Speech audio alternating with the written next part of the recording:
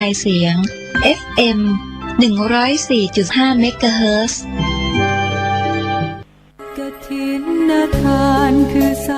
เพื่อการประชาสัมพันธ์ขอเชิญร่วมทำบุญทอดกฐิน2 วัด2 วัฒนธรรมสมทบทุนก่อสร้างเสนาสนะวัดพันแหวนอำเภอเมืองเชียงใหม่และวัดบ้านทับอำเภอแม่แจ่มจังหวัดเชียงใหม่ตรงกับวันเสาร์ที่18 พฤศจิกายนพุทธศักราช 2566 เวลา 9:09 นาทีโดยได้ถวายผ้ากฐินณวัดพันแหวนตำบลพระสิงห์อำเภอเมืองเชียงใหม่จังหวัดเชียงใหม่วัดนี้เป็นวัดที่มีอายุมากกว่า500 ปีตั้งอยู่บนถนนพระปกเกล้าซอย2ตำบลพระสิงห์อำเภอเมืองเชียงใหม่จังหวัดเชียงใหม่ปัจจุบันมีพระครูสิริปริยัตยานุศาสตร์เป็นเจ้าวาดวัดพันแหวนพร้อมคณะศรัทธาสาธุชนทั้งหลายก็ร่วมกันทำบุญทอดกฐินปีนี้รองศาสตราจารย์ดร.สมพรสง่าวงศ์คุณแม่ยอดยิ่งสง่าวงศ์พร้อมญาติพี่น้องและญาติธรรมทั้งหลายคณะศรัทธาวัดพันแหวนมีกุศลเจตนาทอดถวายกฐินณวัดพันแหวนวันเสาร์ที่18 พฤศจิกายนพุทธศักราช 2566ก็เชิญชวนศรัทธาสาธุชนทั้งหลายร่วมทำบุญทอดกฐิน2 วัด2 วัฒนธรรมกำหนดการวันเสาร์ที่18 พฤศจิกายน 9:09 นาทีแต่งเครื่องกฐินณวัดพันแหวนตำบลพระสิงห์อำเภอเมืองเชียงใหม่จังหวัดเชียงใหม่ศรัทธาพร้อมกันณบุญพิธีวัดพันแหวนประธานในพิธีจุดธูปเทียนบูชาพระรัตนตรัยมรรคนายกนำศรัทธาสาธุชนอาราธนาและสมาทานเบญจศีลภิกษุสามเณรเจริญพุทธมนต์ฉลององค์กฐินลำดับนั้นถวายผ้ากฐินพระสงฆ์ให้พรถวายภัตตาหารเพลแด่พระภิกษุสามเณร 12 นาฬิกาเชิญแขกผู้มีเกียรติร่วมรับประทานอาหารร่วมกันท่านที่จะร่วมทำบุญหรือสอบถามรายละเอียดได้ที่หมายเลข 0970071127 ก็เป็นการสอบถามได้ที่รองศาสตราจารย์ดร.สมพรสง่าวงศ์ประธานทอดกฐินในปีนี้ก็เป็นบุญเป็นอานิสงส์อันยิ่งใหญ่จากการทำบุญทอดกฐินท่านร่วมบุญร่วมกุศลและอนุโมทนาโดยทั่วหน้ากันสร้างเหตุความร่ำรวยด้วยกฐินใจกันทำบุญทอดกฐินข่าวสารเพื่อการประชาสัมพันธ์กำหนดการทอดกฐินสามัคคีของวัดสันต้นม่วงเหนือตำบลสำราญราษฎร์อำเภอดอยสะเก็ดจังหวัดเชียงใหม่ตรงกับวันที่19 พฤศจิกายนพุทธศักราช 2566 เวลา 9 นาฬิกาเป็นต้นไปอานิสงส์ของการทำบุญทอดกฐินก็จะได้ก่อสร้างวิหารของวัดสันต้นม่วงเหนือซึ่งยังไม่แล้วเสร็จขอเชิญชวนศรัทธาผู้ใจบุญใจกุศลร่วมบุญทอดกฐินสามัคคีของวัดสันต้นม่วงเหนือ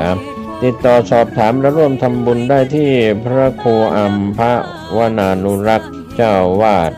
วัดสันต้นม่วงเหนือรองเจ้าคณะอำเภอดอยสะเก็ดโทรศัพท์ 0819500383 ก็ได้ร่วมอนุโมทนากฐินเพื่อสร้างวิหารของวัดสันต้นม่วงเหนือตำบลสำราญราษฎร์อำเภอดอยสะเก็ดจังหวัดเชียงใหม่ซึ่งยังไม่แล้วเสร็จนะครับเป็นวิหารหลังใหญ่นะครับบุญบารมีเพื่อร่วมสร้างถาวรวัตถุจากการทำบุญทอดกฐินสามัคคีของวัดสันต้นม่วงเหนือ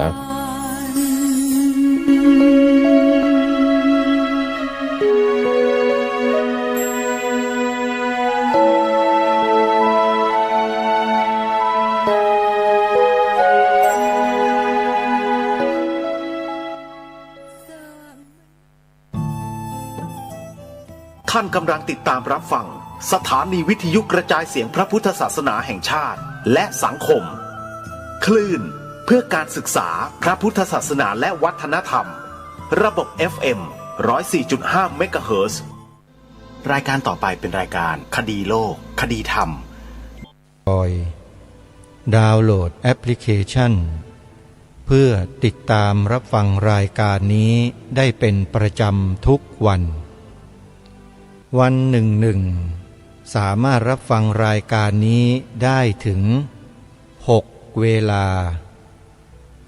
คือตั้งแต่ 9 นาฬิกา 10 นาฬิกา 11 นาฬิกา 13 นาฬิกา 20 นาฬิกาและ1 นาฬิกาโดยมีสถานีวิทยุพระพุทธศาสนาแห่งชาติจังหวัดต่างๆร่วมกันถ่ายทอดรายการคดีโลกคดีธรรมในภูมิภาคนั้นๆเวลา 9 นาฬิกามีสถานีวิทยุที่ออกอากาศในเวลานี้ดังนี้สถานีวิทยุพระพุทธศาสนาแห่งชาติประจำจังหวัดเชียงใหม่วัดหนองกายตำบลสันป่ายางอำเภอแม่แตงจังหวัดเชียงใหม่คลื่น FM 99.75 เมกะเฮิรตซ์สถานีวิทยุพระพุทธศาสนาแห่งชาติประจำจังหวัดกาฬสินธุ์คลื่นวัดอารามมงคลตำบลยางตลาดอำเภอยางตลาดจังหวัดกาฬสินธุ์คลื่น FM 89.0 เมกะเฮิรตซ์สถานีวิทยุพระพุทธศาสนาแห่งชาติประจำจังหวัดกาฬสินธุ์อีกแห่งหนึ่งวัดสวนป่าบ้านดอนยานางตำบลดอนสมบูรณ์อำเภอยางตลาดจังหวัดกาฬสินธุ์คลื่น FM 95.75 เมกะเฮิรตซ์สถานีวิทยุพระพุทธศาสนาประจำจังหวัดสุพรรณบุรีคลื่นวัดสามชุกตำบลสามชุกอำเภอสามชุกจังหวัดสุพรรณบุรีคลื่น FM 100.25 เมกะเฮิรตซ์มีทั้งหมด4 สถานีที่ออกอากาศเวลา 9 นาฬิกาเวลา 10 นาฬิกาท่านสามารถรับฟังรายการนี้ได้อีกครั้งหนึ่งได้ที่สถานีวิทยุพระพุทธศาสนาแห่งชาติประจำจังหวัดเลยวัดป่าจริยธรรมตำบลนาดอกคำอำเภอนาด้วงจังหวัดเลยคลื่น FM 96.50 เมกะเฮิรตซ์เวลา 11 นาฬิกาสามารถรับฟังได้อีกครั้งหนึ่งที่สถานีวิทยุพระพุทธศาสนาแห่งชาติประจำจังหวัดเชียงใหม่วัดฝายหินตำบลสุเทพอำเภอเมืองจังหวัดเชียงใหม่คลื่น FM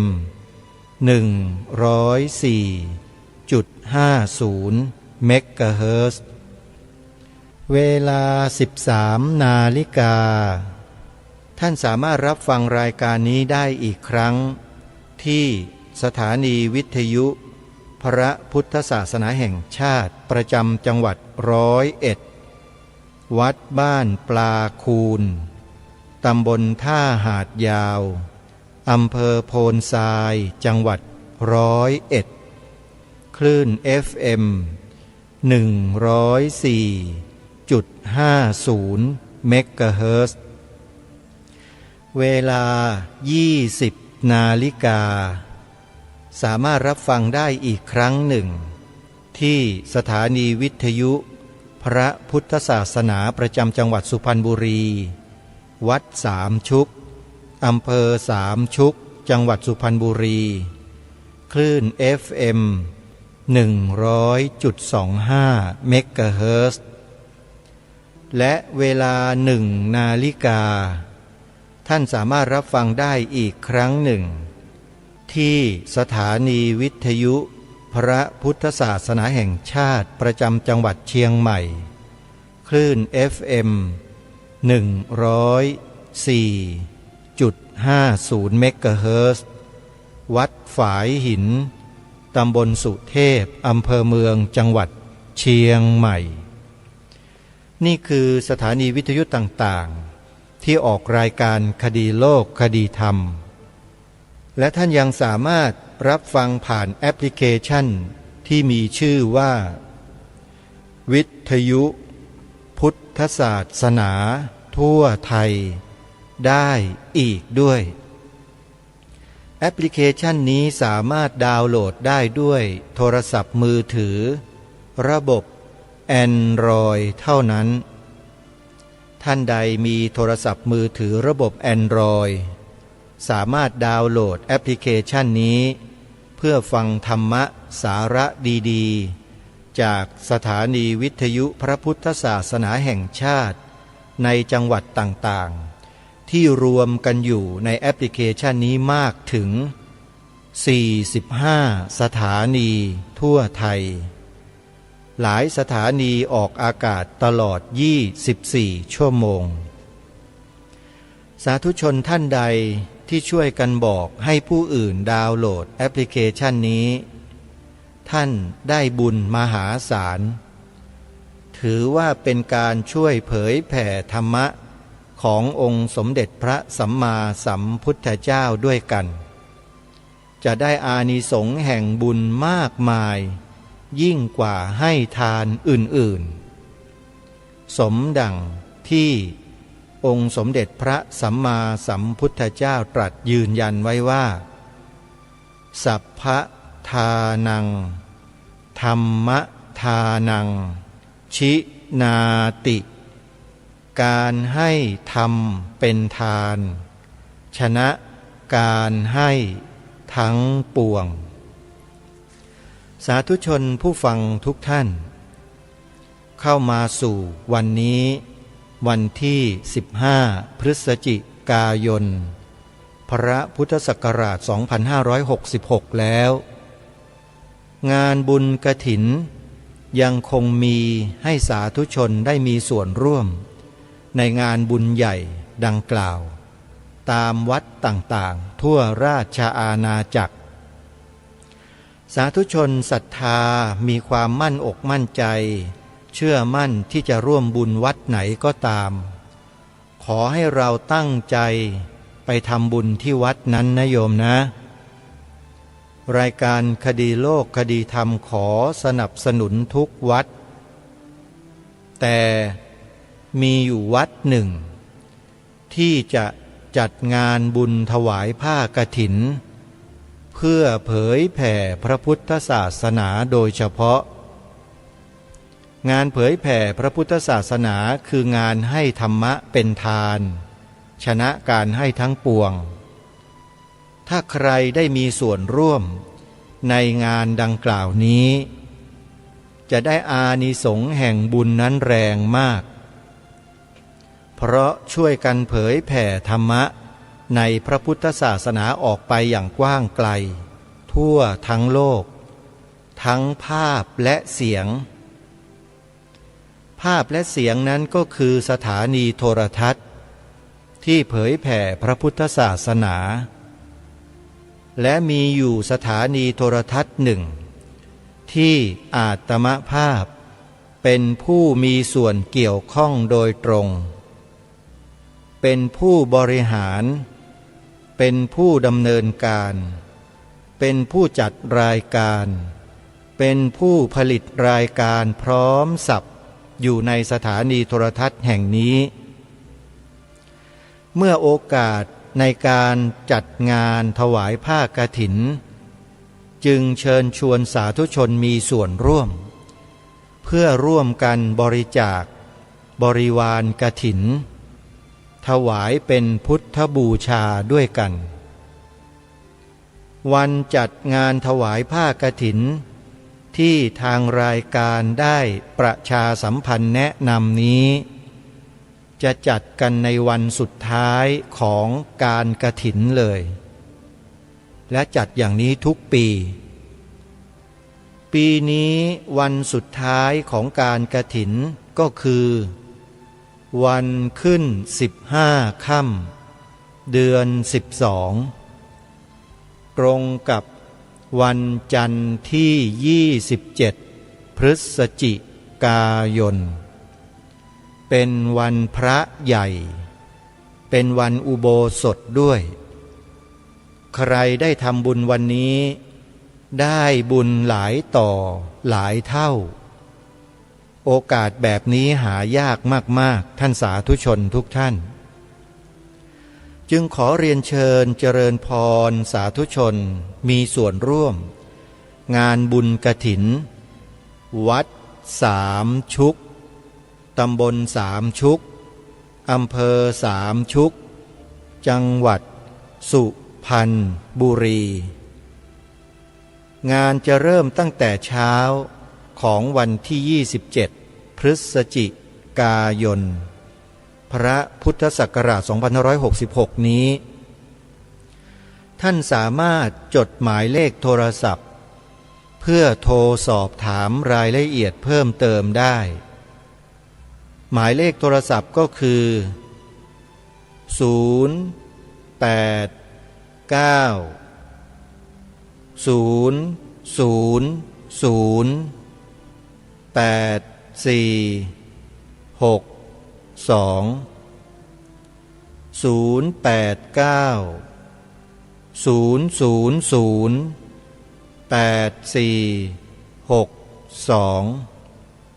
หรือ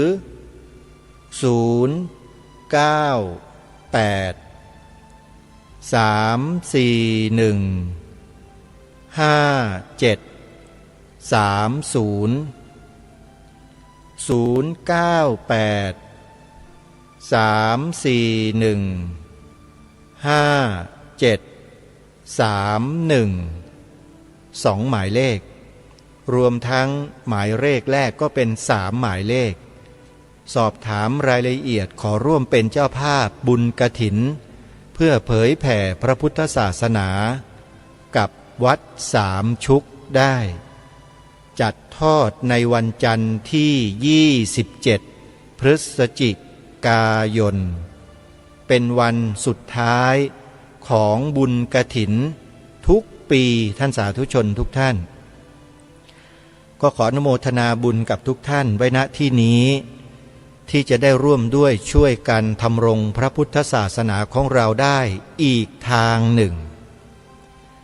สำหรับรายการคดีโลกคดีธรรมวันนี้ก็ยังคงนำสาระ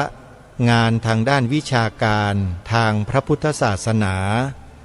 มาเผยแพร่ให้พวกเราชาวพุทธได้ติดตามรับฟังกันเช่นเคยงานสัมมนาวิชาการการศึกษาพระปริยัติศาสตร์นานาชาติวันนี้จะเปิดให้ฟังเป็นวันที่2ตอนที่2เมื่อวันที่แล้วเปิดในตอนแรกซึ่งเป็นการสัมมนากันในช่วงเช้าโดยคณะสงฆ์จากประเทศสหภาพเมียนมาเป็นผู้ทรงจำพระไตรปิฎกเป็นผู้มีความเชี่ยวชาญชำนาญในการศึกษาพระบาลีอัตถกถาดีกาคันถีโยชนาศรัทธาวิเศษที่ทางวัดจากแดงได้กราบอาราธนานิมนต์มาร่วมงานสัมมนาในครั้งนี้ในวันการสัมมนาวันที่2คือวันเสาร์ที่14ตุลาคมพระพุทธศักราช2566ที่ผ่านมานี้เองเดี๋ยวเราไปติดตามรับฟังต่อจากเมื่อวานนี้พร้อมๆกันได้ณบัดนี้တန်ခါတက္ကသိုလ်လိုစာမှုဝဲတွေကျင်းပပြုလုပ်ပြီးတော့ပရိယတိစာပေတွေကိုသင်ယူနိုင်အောင်နိုင်ငံတော်ဆိုရကလည်းအားပေးချီးမြှောက်ပါတယ်ဗျာในภาพรวมการเรียนการสอนของพม่าตั้งแต่หลักสูตรชั้นสามัญก็คือตั้งแต่มูลตันถึงธรรมาจริยะแล้วก็มีหลักสูตรมหาธรรมาจริยะด้วยเป็นการศึกษาภาคปกติแล้วก็จะมีอีกภาคหนึ่งจัดการเรียนการสอนภาคมหาวิทยาลัยสงฆ์มหาวิทยาลัยสงฆ์นี้ก็จะมีหลักสูตรธรรมาจริยะมหาธรรมาจริยะเป็นวิทยาลัยที่เข้าไปเรียนอยู่ข้างในเป็นวิทยาลัยกินนอนนั่นแหละก็เรียกว่าพระสงฆ์ที่สอบเข้าในมหาลัยเนี่ยไม่ต้องออกไปบิณฑบาตไม่ต้องไปไหนอยู่ในมหาลัยอย่างเดียวเป็นมหาลัยสงฆ์เพราะนั้นก็คือจะมีหลักสูตรอย่างนี้ให้ นะมหาลัยสงฆ์ภายในประเทศแล้วก็มหาลัยสงฆ์ภาคอินเตอร์ก็คือ ITBMU International Theravada Buddhist Missionary University อันนี้ก็คือมหาลัยอินเตอร์นะก็จะมี2ภาคด้วยกันและก็อีกส่วนหนึ่งก็คือภาคการศึกษาทรงจำพระไตรปิฎกนะเป็นภาคการศึกษาปริยัติที่สูงสุดที่รัฐบาลและคณะสงฆ์ได้จัดให้ใครมีความสามารถจบชั้นจะปฐมจีตันแล้วจบธรรมาจริยะแล้วอยากทรงจำพระไตรปิฎกอยากจะเรียนรู้พระไตรปิฎกอย่างกระจ่างทรงจำได้ทั้งหมดก็มีหลักสูตรพระไตรปิฎกต่อให้เพราะนั้นก็คือหลักสูตรขั้นพื้นฐานหลักสูตรระดับกลางๆแล้วก็หลักสูตรระดับสูงหลักสูตรพื้นฐานก็คือตั้งแต่มูลตันถึงธรรมาจริยะนะหลักสูตรระดับสูงธรรมาจริยะกับมหาธรรมาจริยะหรือปาลิปาราคูระดับสูตรระดับสูงสุดก็คือการศึกษาพระไตรปิฎกนะฮะก็จะมีในลักษณะอย่างนี้นั่นคือภาพรวมทั้งหมดเนี่ยโดยมากมหาเถรสมาคมกับรัฐบาลร่วมกันจัดทำหลักสูตรการเรียนการสอนภาคปริยัติจะมีภาคแบบภาคปริยัติภายในประเทศและภาคปริยัติแบบอินเตอร์นะแล้วก็มีมหาลัยของรัฐบาลของคณะสงฆ์แล้วก็มีมหาลัยพุทธศาสนาของเอกชนเกิดขึ้นหลายมหาลัยด้วยกันเพราะฉะนั้นสิ่งเหล่านี้เรื่องปริยัติก็เรียกว่าทั้งภาครัฐทั้งภาคเอกชนเนี่ยต่างคนต่างส่วนแรกก็ร่วมมือกันทำในภาคของภาครัฐส่วนภาคเอกชนล่ะเกาะกลุ่มไหนได้ก็ทำให้เข้มแข็งของกลุ่มนั้นเป็นภาคเอกชนของกลุ่มนั้นโดยเฉพาะไปเพราะฉะนั้นภาคปริยัติศาสนาก็เรียกว่าทั้งภาครัฐทั้งภาคเอกชนเนี่ยช่วยกันทำแล้วก็ช่วยกันสร้างขึ้นมาให้เข้มแข็งของแต่ละฝ่ายด้วยအစိုးရကကျင်းပပေးတဲ့စာမေးပွဲတွေအပြင်ဆရာတော်တွေကနေပြီးတော့လိုအပ်တယ်လို့ယူဆတဲ့အတွက်ကြောင့်စီမင်းစည်းကမ်းအသစ်တွေပြဋ္ဌာန်းကျမ်းစာအသစ်တွေပြဋ္ဌာန်းပြီးတော့ကျင်းပတဲ့အမျိုးသားစာမေးပွဲတွေလည်းရှိပါတယ်ဗျာဥပမာဘုရားတို့ဒီမန္တလေးတကြတိဟာအသင်းတို့ရန်ကုန်စေတီရင်ကနာအသင်းတို့နောက်ပြီးတော့တာမဏေကျော်အသင်းတွေလို့တန်ဃာတော်တွေအတွက်လိုအပ်တဲ့ပညာရေးပြည့်စုံအောင်ဆိုပြီးတော့အမျိုးသားအသင်းတွေကလည်းစာမေးပွဲတွေကျင်းပပြီးတော့ပရိယတ္တိသာသနာကိုချီးမြှောက်ပူဇော်တာလည်းများစွာရှိပါတယ်ဗျာการศึกษาคณะสงฆ์รัฐบาลก็จัดให้เต็มที่แล้วก็เรียกว่าการศึกษาขั้นพื้นฐานโอเคแต่พระเถระบางวัดบางองค์ท่านก็บอกว่ามันน่าจะสมบูรณ์กว่านี้ไหมหลักสูตรน่าจะเข้มกว่านี้ไหมท่านก็มองเห็นว่าถ้าเพิ่มตรงนี้ไปเพิ่มตรงนี้ไปนะมันก็จะดีมันก็จะเข้มข้นขึ้นนะแต่ทุกองค์ทุกวัดไม่สามารถทำได้ท่านก็เลยตั้งเป็นสมาคมเอกชนเรียกว่าสมาคมสักยะสีหะสมาคมเจติยังคณะเพื่อจัดการเรียนการสอนการสอบนะในด้านปริยัติศาสนาเพื่อให้เกิดความเข้มข้นขึ้นนะซึ่งสมาคมเหล่านี้ทั้งหมดเนี่ยก็คือมองเห็นหลักสูตรนะของคณะสงฆ์มองเห็นหลักสูตรของรัฐบาลคณะสงฆ์กับรัฐบาลจัดหลักสูตรมันก็ได้นะระดับหนึ่งเป็นภาพรวมที่ทุกคนยอมรับคือไม่เข้มงวดเกินไปไม่ยากเกินไปทุกคนเข้าถึงได้แต่บางวัดก็บอกว่าถ้าอย่างนั้นก็ไม่สามารถสร้างความเป็นเลิศด้านพุทธศาสนาได้จะทำยังไงให้เกิดความเป็นเลิศด้านวิชาการท่านจึงจัดตั้งสมาคมสักยะสีหะหรือสมาคมเจติยังคณะขึ้นมา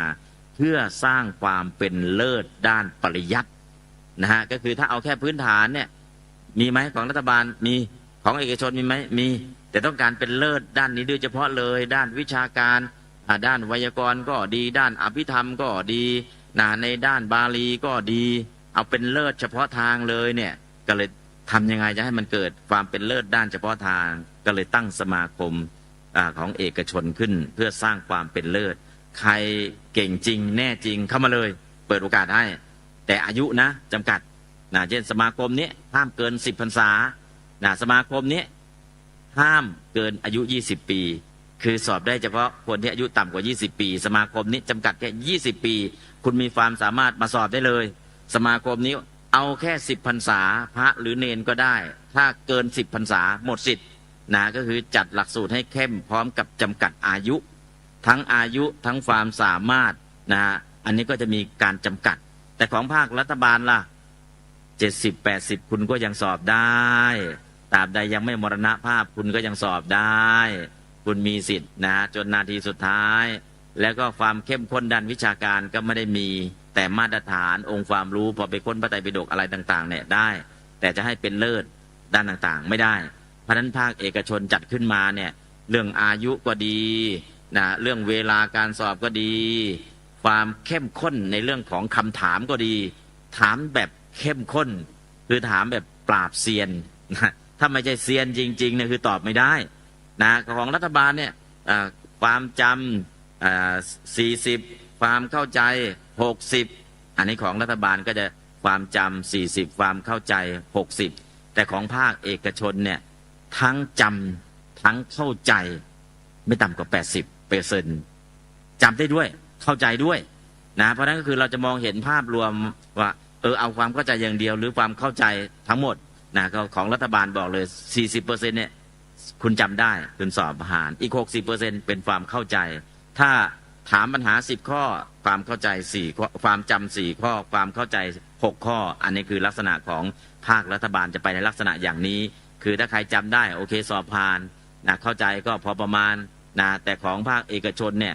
ทั้งจำได้และเข้าใจจำไม่ได้คุณก็ไม่ผ่านไม่เข้าใจคุณก็ไม่ผ่านและอายุมากเกินพรรษา10คุณก็ไม่ผ่านเพราะนั้นความเข้มข้นมันก็เลยมีครับအဲဒီလိုဖျားရတို့ပရိယတ်တွေကိုသင်ယူတဲ့အခါမှာလဲသင်ယုံနေမပြီးပဲနဲ့နေပရိယတ်ညပฏิပတ်ဆိုတဲ့စကားအတိုင်းသင်ပြီးတဲ့အခါမှာလဲသင်ပြီးချင်းကြင်ကြံကြိုးကိုအားထုတ်ဖို့လဲဆရာတော်တွေကနေပြီးတော့သူတို့ကိုယ်တိုင်လဲစံနမူနာကျင့်တယ်လို့တပည့်တန်ဃာတွေကိုလဲကျင့်သုံးစေပါတယ်ဗျာก็ยังมีภาษิตอย่างหนึ่งกลางวันปริยัติกลางคืนปฏิบัติกลางวันเนี่ยให้เรียนเต็มที่เลยกลางคืนก็ให้ปฏิบัติจนถึง3 ทุ่มนะ4 ทุ่มก็พักผ่อนจากนั้นก็ถึง4 ทุ่มก็จะได้จำวัด4 ทุ่มนะก็คือในช่วงทำวัดเสร็จถึง3 ทุ่มช่วงนี้หลังจากสวดมนต์ทำวัดเสร็จแล้วก็ให้ทำกรรมฐานเพื่ออะไรกลางวันปริยัติกลางคืนปฏิบัตินะอย่างที่เราบอกว่าปฏิบัติปริยัติเป็น2คือทางดำเนินดุจจะคลองให้หลวงลูกปองยังโลกอุดรโดยตรงคือปริยัติกับปฏิบัติให้ไปคู่ขนานเพราะฉะนั้นก็เลยมีกลางวันปริยัติกลางคืนปฏิบัติ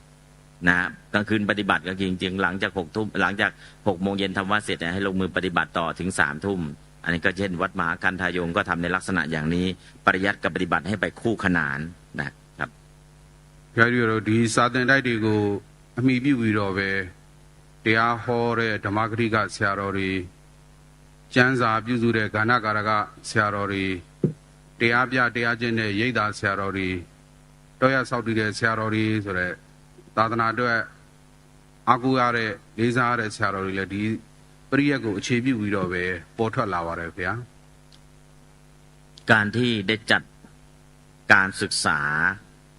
แล้วสำนักเรียนเนี่ยนอกจากสร้างพระเรียนสร้างพระสอนแล้วยังสร้างพระนักเทศน์พระนักแต่งตำราและพระที่ถือธุดงค์ข้อวัดปฏิบัติต่างๆก็เริ่มจากสำนักเรียนเพราะฉะนั้นสำนักเรียนเนี่ยปกติแล้วก็เรียนแล้วก็สอนแค่นี้หรือตำราก็ทำด้วยพระนักเทศน์ก็ผลิตให้ด้วยพระถือธุดงค์พระถือกรรมฐานก็ผลิตให้ด้วยคือสำนักเรียนเนี่ยไม่ใช่สร้างแค่ผู้เรียนกับผู้สอนแต่สร้างนักเทศน์ให้ด้วยสร้างผู้แต่งตำราให้ด้วยสร้างพระที่ถือธุดงค์ถือข้อวัดอย่างเคร่งครัดให้ด้วยเพราะฉะนั้นสำนักเรียนเนี่ยเป็นแหล่งผลิตบุคลากรของพระศาสนาเพราะฉะนั้นเมื่อเป็นแหล่งผลิตแล้วเนี่ยผลิตผลของสำนักเรียนได้อะไรมีนักเรียนมีผู้สอนมีผู้สร้างตำรามีพระนักเทศน์มีพระนักเผยแผ่มีพระกรรมฐานออกไปจากสำนักเรียนนั่นคือผลผลิตของสำนักเรียนအဲဒီလိုဘုရားတို့ပရိယတ်တွေကိုသင်ယူတဲ့အခါကျင့်ကြံတဲ့အခါမှာလဲမြတ်စွာဘုရားဟောတော်မူတဲ့အတိုင်းအပညတ္တနပညာပိတ္တဗံပညတ္တနသမုတ်စိန်တိတ္တဗံယထာပညတ်တေသူသိက္ခာဝရေသူသမာဒါယဝဋ္ဌိတ္တဗံဆိုတဲ့မူဝါဒအတိုင်းမြတ်စွာဘုရားမပြည့်ညတ်ခဲ့တဲ့စီမင်းအသက်လည်းဘုရားတို့မထုတ်ပါဘူးဗျာမြတ်စွာဘုရားပြည့်ညတ်ခဲ့တဲ့စီမင်းတွေကိုလည်းဖြုတ်ချင်းဖြတ်ချင်းမပြုတ်ပါဘူးဗျာမြတ်စွာဘုရားပြည့်ညတ်ထားတဲ့အတိုင်းပဲဘုရားတို့သိက္ခာပုဒ်တွေကိုကျင့်ကြံကြိုး ကြိုးစားအားထုတ်ကြပါတယ်ဗျာ เมื่อศึกษาเล่าเรียนแล้ว พระพุทธองค์ทรงบัญญัติสิ่งใดไว้ ก็ไม่ยกเลิกสิ่งนั้น พระองค์ปฏิบัติอย่างไรก็ปฏิบัติอย่างนั้น ไม่ทำการรื้อถอนพระธรรมวินัยที่พระองค์ คือเรียนตามพระเถรานุเถระในอดีต มีพระมหากัสสปะเถระเป็นต้นที่รับพระธรรมจากพระโอษฐ์ของพระองค์ ศึกษาเล่าเรียนสืบกันมาอย่างไร ก็ศึกษาเล่าเรียนสืบต่อไปอย่างนั้น ไม่ยกเลิกสิ่งที่พระองค์ทรงบัญญัติไว้ ไม่เพิ่มสิ่งที่พระองค์ไม่บัญญัติ แล้วก็ปฏิบัติตามคำสั่งสอนของพระองค์อย่างเคร่งครัดตามหลักของเถรวาทคือเป็นวัดปริยัติก็จริง เรียนรู้ก็จริง แต่สิ่งสำคัญก็คือเมื่อเรียนรู้แล้วก็ปฏิบัติตามคำสั่งสอนของพระพุทธองค์ แล้วก็ไม่เพิ่มพระธรรมที่พระองค์ไม่ได้ทรงบัญญัติ ไม่เพิกถอนสิ่งพระองค์บัญญัติไว้แล้วนะแล้วก็ปฏิบัติตามคำสั่งสอนที่พระองค์ได้ทรงสั่งสอนมาอย่างเคร่งครัดถือปฏิบัติมาจากพระเถระมีพระมหากัสสปะเถระเป็นต้นจนถึงพระเถระปัจจุบันนั่นคือยึดตามหลักของเถรวาทมีพระเถระคือพระมหากัสสปะเถระเป็นต้นสืบต่อกันมาจนกระทั่งปัจจุบัน ပြောရတော့အဲ့ဒီလိုသင်ယူခြင်းကျင့်ကြံကြိုးကိုအားထုတ်ခြင်းအပြင်လဲအရတ္တဖလပရိယောတာနံသာသနံဆိုတဲ့စကားအတိုင်းမြတ်စွာဘုရားသာသနာတော်ရဲ့ပန်းတိုင်ဖြစ်တဲ့အရတ္တဖို့နိဗ္ဗာန်ကိုရရှိဖို့အတွက်အခွင့်အလမ်းတွေအများကြီးဖြစ်စေပါတယ်ဗျာ ก็การศึกษาอย่างนี้เป้าหมายสูงสุดก็คือปริยัติปริโยสานังสุดที่สุดของปริยัติก็คืออรหัตตพลังกับอรหัตผลคือการเรียนการสอนเพื่อเป้าหมายสูงสุดของพระศาสนา โดยเฉพาะจะมีศาสนพรหมจรรย์อาทิพรหมจรรย์มัคคะพรหมจรรย์ศาสนพรหมจรรย์ก็คือเรียนพระปริยัติจนกระจ่างชัดทั้งหมดเข้าใจนะทั้งพระบาลีอัตถกถาฎีกาในส่วนนี้ก็เป็นศาสนพรหมจรรย์หลังจากนั้นก็เริ่มนำเอาพระธรรมคำสั่งสอนมาปฏิบัติตามหลักศีลตามหลักสมาธิเป็นต้นก็เป็นอาทิพรหมจรรย์สุดท้ายเมื่อปฏิบัติแล้วลงมือปฏิบัติแล้วเพื่อให้เกิดมัคคะพรหมจรรย์เมื่อเกิดมัคคะพรหมจรรย์แล้วสูงสุดของปริยัติศาสนาก็คืออรหัตผลปริยัติประโยสานังสูงสุดของปริยัติศาสนาเพื่อมุ่งเข้าสู่อรหัตผลนั่นคือภาพรวมของการศึกษาปริยัติโดยเฉพาะเพื่อให้เกิดศาสนาพรหมจรรย์อาทิพรหมจรรย์และมัคคะพรหมจรรย์และมีคำสุดท้ายก็คืออยู่จบครบพรหมจรรย์ที่เรียกว่าวุสิตังพรหมจริยังอยู่จบพรหมจรรย์คือศาสนาพรหมจรรย์การเรียนก็เรียนได้หมดแล้วอาทิพรหมจรรย์ก็เริ่มลงมือปฏิบัติฝึกหัดแล้วมัคคะพรหมจรรย์มัคมีองค์8ก็ทำให้เกิดเป็นมัคคะสมังคีจนอรหัตมรรคเกิดอรหัตผลเกิดนั่นแหละก็คือเริ่มจากศาสนาพรหมจรรย์คือการเรียนการสอนนี่เองครับဒါကြောင့်ဘုရားကြီးတို့အခုနောက်ဆုံးဏိဂုံးအနေနဲ့ရှောက်ရမယ်ဆိုရင်တော့မြန်မာနိုင်ငံရဲ့သာသနာရေးဟာလူပုဂ္ဂိုလ်တွေရောယဟန်တန်ဃာတွေပါမြတ်စွာဘုရားရဲ့အဆုံးအမပရိယတ်တွေကိုသိရှိနားလည်ပြီးတော့ကျင့်ကြံကြိုးကိုအားထုတ်ပြီးတော့မဖို့နိဗ္ဗာန်ရောက်အောင်မဖို့နိဗ္ဗာန်ရောက်ကြောင်းအကျင့်ကောင်းတွေကိုကျင့်ကြံကြိုးကိုအားထုတ်နေတဲ့လမ်းကြောင်းပေါ်မှာရှိတယ်လို့ဘုရားကြီးရောလျှောက်ထားရင်ဒီနေ့မြန်မာပြည်ရဲ့သာသนาတည်ကြောင်းစကားအကျဉ်းလေးကိုဘုရားကြီးရောနှိကုံးချုပ်ပါတယ်ဗျာท่านขอสรุปเนื้อหาทั้งหมดปริยัติศาสนานำเข้าสู่อุบาสกอุบาสิกาปริยัติศาสนานำเข้าสู่เด็กเยาวชนปริยัติศาสนานำเข้าสู่องค์พระสงฆ์เมื่อปริยัติศาสนานำเข้าสู่อุบาสกอุบาสิกานำเข้าสู่เด็กเยาวชนนำเข้าสู่พระสงฆ์องค์เนรจนกระจ่างแล้วตัวปริยัติศาสนานี้ส่งต่อเข้าสู่ปฏิปัติศาสนาคือพระสงฆ์ที่มีความรู้ปริยัติแล้วก็ลงมือปฏิบัติหลังจากนั้นพระสงฆ์เหล่านั้นก็สอนในภาคของการปฏิบัติสู่ญาติโยมและพระสงฆ์ก็ได้ทำเป็นตัวอย่างเป็นแบบอย่างเช่นกลางวันปริยัติกลางคืนปฏิบัติกลางวันปริยัติกลางคืนปฏิบัติพระสงฆ์ก็ทำเป็นแบบอย่างและหลังจากนั้นก็จะเป็นทั้งสำนักเรียนเป็นสำนักปฏิบัติไปคู่กัน อย่างเช่นวัดมหาคันธารามกลางวันปริยัติกลางคืนปฏิบัติอย่างนี้เป็นต้นหรือวัดท่านอาจารย์แลดีในช่วงแรกเป็นสำนักปฏิบัติช่วงต่อมาเป็นสำนักปริยัติเรียกว่าปริยัติกับปฏิบัติเนี่ยจะไปคู่ขนานกันนะเมื่อสร้างให้พุทธบริษัททั้งสี่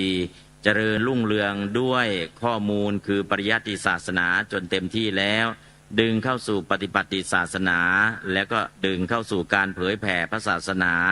เพราะฉะนั้นภาพรวมของปริยัติศาสนา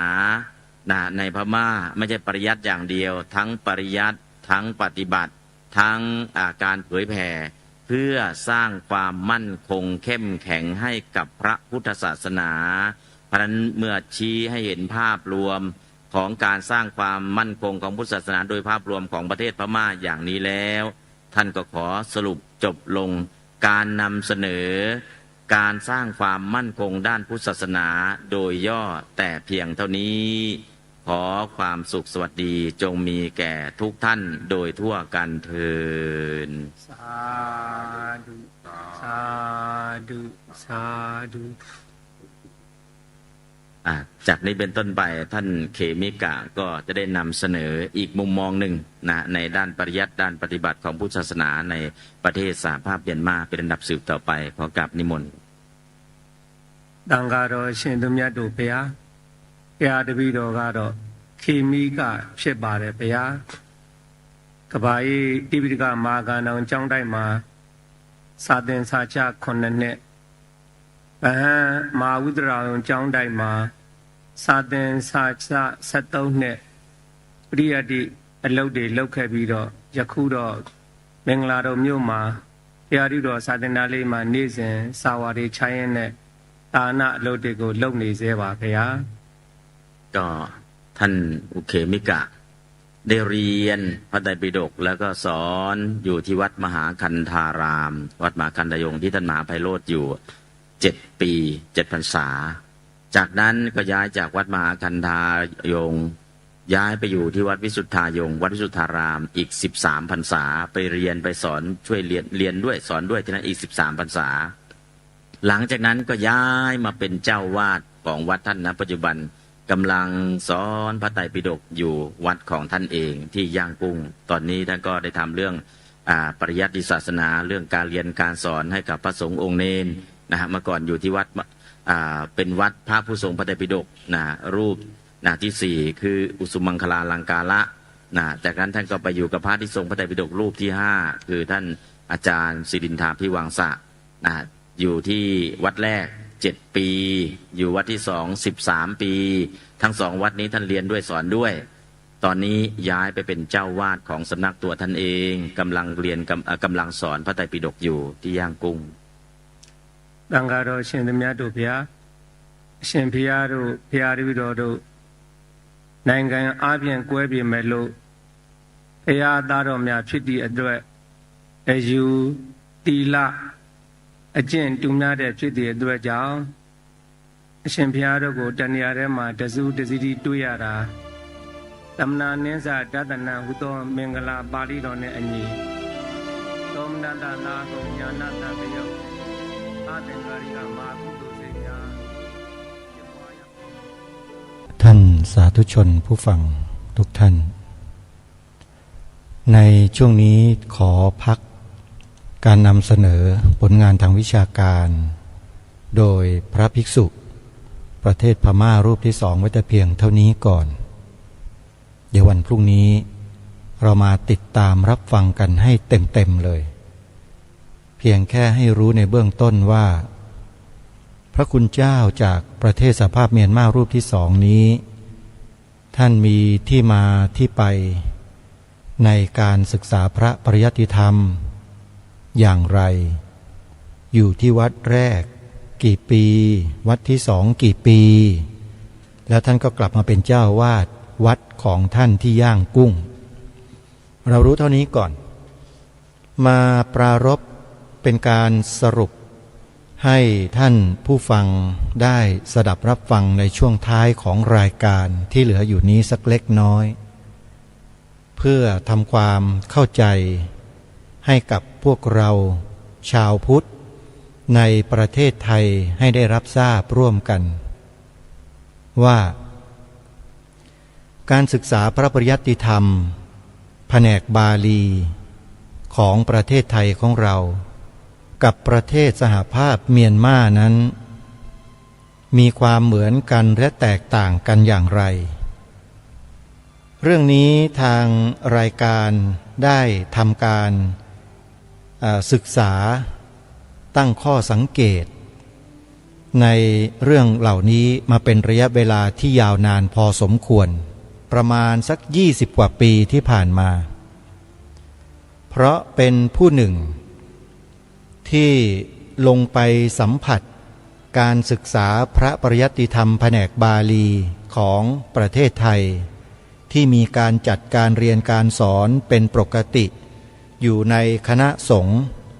ก็เคยศึกษามาแล้วและผันตัวมาศึกษาพระปริยัติธรรมแผนกบาลีที่อยู่นอกระบบของคณะสงฆ์ก็ทำการศึกษามาแล้วเหมือนกันถึงแม้ว่าจะไม่ได้ไปถึงฝั่งเหมือนกับครูบาอาจารย์ก็ตามแต่พอที่จะเทียบเคียงพอที่จะเห็นพอที่จะมองออกว่าการศึกษาพระปริยัติธรรมแผนกบาลีในคณะสงฆ์ไทยของเราในปัจจุบันกับคณะสงฆ์ของประเทศเมียนมานั้นมีความแตกต่างกันอย่างไรตรงนี้มองเห็นด้วยตนเองจึงอยากจะมาสรุปในท้ายรายการวันนี้ให้พวกเราในฐานะที่เป็นนักศึกษาพระบาลีไม่ว่าท่านจะจบถึงฝั่งแล้วหรือไม่ถึงฝั่งหรือกำลังไปให้ถึงฝั่งก็ตามให้ท่านทั้งหลายได้รับรู้รับทราบณที่นี้ด้วยกันว่าการที่พระภิกษุสงฆ์ในประเทศไทยของเราไปทำการศึกษาเล่าเรียนพระปริยัติธรรมแผนกบาลีในประเทศสหภาพเมียนมานั้นท่านมุ่งหวังเพื่อให้เกิดองค์ความรู้ในคัมภีร์พระไตรปิฎกอรรถกถาดีกาอนุดีกาโยชนาสัทธาวิเศษและคัมภีร์อื่นๆอย่างแท้จริงอย่างจริงจังและจริงใจและการที่พระสงฆ์หรือพระภิกษุสงฆ์ในประเทศไทยดั้นด้นเดินทางไปศึกษาเล่าเรียนถึงประเทศสหภาพเมียนมาอย่างเอาเป็นเอาตายนะต้องใช้คำนี้นะฮะท่านผู้ฟังเพราะท่านเหล่านี้ถ้าพูดเป็นภาษาอีสานเขาเรียกว่าโสตายขอไปตายเอาข้างหน้าเพื่อศึกษาพระปริยัติธรรมแผนกบาลีที่เขาว่ามีความสมบูรณ์แบบที่สุดอยู่ที่ประเทศสหภาพเมียนมาท่านก็ตั้งใจไปจริงๆและผลที่ปรากฏก็คือว่าผลที่ออกมาก็กลายเป็นท่านเจ้าคุณพระราชวชรบัณฑิตพระมหาไพโรธพระมหาสมบูรณ์พระมหาจารันพระมหาต่างๆและก็ไม่ใช่มหาจำนวนมากมายหลายรูปที่ทำการเรียนการสอนพระบาลีอยู่ในปัจจุบันนี้หลายสำนักและแต่ละสำนักนั้นก็มีผู้ศึกษาเล่าเรียนพระปริยัติธรรมแผนกบาลีดังกล่าวให้ความรู้แก่กุลบุตรกุลธิดาในประเทศไทยเราอย่างต่อเนื่องยาวนานมาเรียกว่าหลายสิบปีมาแล้วและท่านสาธุชนทราบไหมว่าบุคคลผู้ที่ทำให้เกิดระบบการศึกษาพระบาลีแผนกที่เรียกว่าบาลีใหญ่กลับมาสู่เมืองไทยของเรานั้นคือบุคคลใดถ้าเอ่ยนามเอ่ยชื่อในวงการคณะสงฆ์แล้วไม่มีใครไม่รู้จักพระมหาเถระรูปนี้แน่นอนทุกท่านรู้จักดีแต่อาจจะรู้จักในลักษณะที่ว่า ท่านเป็นผู้ริเริ่มส่งเสริมให้พระภิกษุสงฆ์ไทยไปเรียนกรรมฐานจากประเทศเมียนมาแล้วนำกลับมาเผยแผ่ในประเทศไทยเป็นรูปแรกหลายท่านมองแค่นี้แต่ไม่ได้มองเลยไปถึงว่าการศึกษาพระปริยัติศาสตร์ท่านก็คือผู้หนึ่งผู้แรกท่านแรกที่ส่งพระภิกษุสงฆ์ไทยเราไปเรียนปริยัติศาสนาที่ประเทศเมียนมามาจนกระทั่งท่านถูกกล่าวหาว่าเป็นบุคคลที่อันตรายของประเทศถูกกล่าวหาว่าเป็นการกระทำการอันเป็นคอมมิวนิสต์แล้วทางการก็จับท่านศึกแล้วจับไปขังคุกอยู่ที่เรือนจำสันติบาลประมาณสักเกือบ5 ปีหรือประมาณ5 ปีเต็มเรื่องนี้ถ้าหากเป็นบุคลากรในทางพระพุทธศาสนาในอดีตจะทราบดีว่าหมายถึงใครแต่จะขออุบไว้ก่อนเดี๋ยวจะบอกตอนท้ายว่าใครเรามารู้กันก่อนว่าการปริยัติศึกษาการปฏิบัติภาวนาในประเทศไทย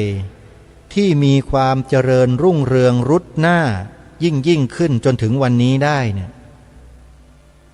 พวกเราต้องสำนึกในพระคุณของพระมหาเถระรูปนี้กันไว้ให้มากและพระมหาเถระอีกจำนวนหลายรูปที่ท่านได้ทรงพระปริยัติของพระศาสนาเอาไว้ได้ถึงวันนี้รูปหล่อของพระมหาเถระเหล่านี้ประดิษฐานอยู่ณสถานที่ที่อาตมาภาพจำพรรษาอยู่สังกัดอยู่นี้หลายรูปหลายองค์ล้วนแล้วแต่เป็นผู้มีคุณูปการต่อวงการพระพุทธศาสนาในประเทศไทยทั้งนั้นเลยแบบเรียกว่าระดับต้นๆเลยแหละแต่ไม่มีใครมาพูดมาเผยแพร่มาบอกมากล่าวท่านผู้ฟังท่านใดเลยแม้แต่พระที่ไปเรียนจบปริยัติศาสนาจากประเทศพม่ามาเนี่ยยังไม่เคยได้ยินรูปไหนพูดถึงท่านเลยสักรูปหนึ่งท่านว่าจริงไหมตั้งแต่ศึกษาพระบาลีใหญ่ครั้งแรกก็ยังไม่เคยได้ยินพระอาจารย์ที่สอนพูดถึงท่านเลยว่าท่านเป็นผู้ริเริ่มส่งพระภิกษุสงฆ์ที่เป็นลูกศิษย์ลูกหาของท่านเนี่ยไปเรียนที่ประเทศเมียนมามาทั้งนั้นทั้งฝ่ายปริยัติแล้วก็ฝ่ายปฏิบัติพระมหาเถระรูปนี้ก็คือเจ้าประคุณสมเด็จพระพุทธาจารย์อาจอาสภะมหาเถระรูปหล่อรูปเคารพของท่านอยู่ภายในพระอุโบสถวัดมหาธาตุยุวราชรังสฤษฎ์พร้อมกับบูรพาจารย์ของสำนักวัดมหาธาตุผู้ทรงคุณความรู้หลายๆรูปก็อยู่ที่นี่หมดเลยท่านสาธุชนผู้ฟังทุกท่านในฐานะที่กระผมและอาตมาภาพพระครูปลัดนรงฤทธิ์อุปรักขิโตผู้ดำเนินรายการคดีโลกคดีธรรมรายการนี้เนี่ยเป็นลูกศิษย์ของสำนักนี้ของวัดนี้มาตั้งแต่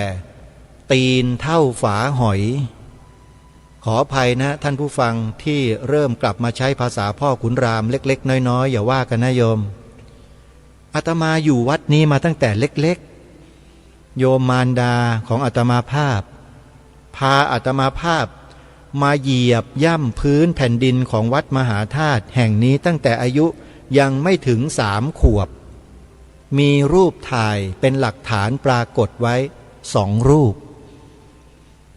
มันจึงเกิดความรู้สึกว่าตัวเองเนี่ยเป็นคนที่นี่มาตั้งแต่เล็กๆมาจำพรรษามาสังกัดอยู่ในวัดนี้เขามองแค่นี้เอง แต่ก็ไม่ใช่ปัญหาไม่ได้เป็นอะไรอาตมาภาพหรือกับผมก็ไม่ได้ไปน้อยอกน้อยใจอะไรนะความจริงก็คือความจริงไม่มีใครสามารถทำลายลงได้แน่ที่พูดเช่นนี้ที่กล่าวมาเช่นนี้เนี่ยก็อยากจะให้ทุกท่านทุกคนได้มองเห็นว่าคนเรานั้นจะดีจะชั่วจะเลวจะจนจะรวยจะอะไรก็แล้วแต่มันสำคัญอยู่ที่ข้อเดียวเท่านั้นว่ามีสำนึกไหมแค่นี้แหละฮะที่อยากจะบอกกับทุกท่านทั้งพระทั้งโยมสำนึกเนี่ยสำคัญที่สุดสำนึกว่าตนเองเนี่ยเป็นใครมีกำเนิดมายังไงเป็นมายังไงอยู่ยังไงทำอะไรนี่คือสิ่งสำคัญสำหรับความเป็นมนุษย์ความเป็นพุทธศาสนิกชนอย่างพวกเราท่านทั้งหลายถ้าไม่มีสำนึกแล้วจบไม่ต้องพูดคุยกันมากเพราะนั้นเรื่องนี้เป็นเรื่องที่สำคัญจึงอยากจะฝากบอกทุกท่านในการนำเสนอผลงานทางวิชาการที่ได้นำมาเสนอต่อท่านผู้ฟังทุกท่านว่าเราอย่าทิ้งครูบาอาจารย์ของเรานะผู้มีพระคุณอย่างมากมายมหาศาลที่กล่าวถึงเนี่ยท่านเจ้าพระคุณสมเด็จพระพุทธจารย์อาจอาสภมหาเถระและบูรพาจารย์ของสำนักวัดมหาธาตุยุวราชรังสฤษฎ์ท่านมีผลงานมากมายมหาศาลต่อวงการพระพุทธศาสนาในเมืองไทยมากมายจริงๆท่านไปสืบค้นดูประวัติได้เลยท่านเจ้าพระคุณสมเด็จพระสังฆราชสกลมหาสังฆปรินายกสุขไกรเทือนท่านก็เก่งเจ้าพระคุณสมเด็จพระวรรณรัตน์ดิษฐ์อุทายีมหาเถระท่านก็เก่งเจ้าพระคุณสมเด็จพระวรรณรัตน์เฮงเขมจารีนี่ก็เก่งมากมายถึงเจ้าพระคุณสมเด็จพระพุทธจารย์อาจอาสภมหาเถระท่านก็เก่งและไม่ใช่เก่งแต่องค์เดียว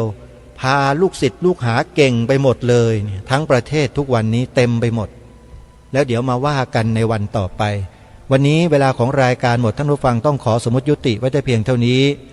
พบกับรายการได้ใหม่ในวันต่อไปขอความสุขความสวัสดีในธรรมแห่งองค์สมเด็จพระบรมศาสดาสัมมาสัมพุทธเจ้าจงปรากฏเกิดมีขึ้นในจิตใจของท่านผู้ฟังทุกท่านทุกคนเทินขอเจริญพรกล้าคิดก็ต้องกล้าทำอย่ากลัวถ้าทำความดีเป็นศึกษา